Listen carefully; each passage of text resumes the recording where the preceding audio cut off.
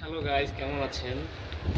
ছাদে আসলাম বৃষ্টিতে একটু উপভোগ করার জন্য।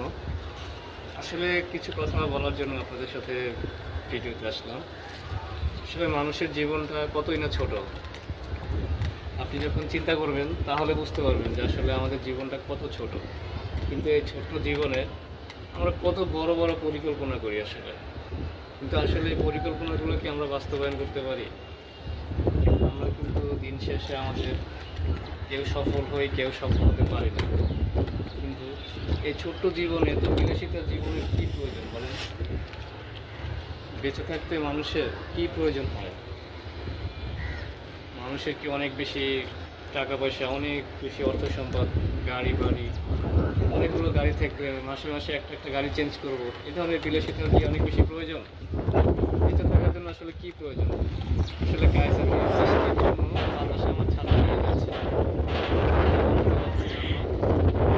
পরিমাণে বাতাস আসছে, আসলে ছাতা ধরে আমার রাখতে হচ্ছে।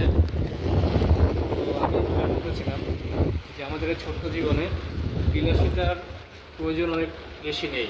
আমাদের সুন্দরভাবে বেঁচে থাকতে হলে দুমুঠো দুবেলা খেয়ে সুন্দরভাবে সম্মানের সাথে বেঁচে থাকাটাই হচ্ছে সবচেয়ে বড় একটা ব্যাপার। কিন্তু আপনার অনেক বেশি অর্থ সম্পদ আছে, কিন্তু আপনাকে কেউ সম্মান করে না, আপনাকে ঘৃণার চোখে দেখে মানুষ। তো সেক্ষেত্রে কিন্তু আপনার ওই টাকা পয়সার মূল্য নাই। ঠিক আছে? তো আপনাকে যদি নিজের মূল্যায়ন সমাজের কাছে তুলে ধরতে হয়, তাহলে আপনার অর্থের সাথে আপনার সম্মানের সামঞ্জস্যতা রেখেই আপনাকে অর্থ সম্পদ তৈরি করতে হবে। সো আমি বলবো যে আমাদের এই ছোট্ট জীবনে অনেক বেশি বিলাসিতার প্রয়োজন নেই ভালো থাকার জন্য, সুখে থাকার জন্য।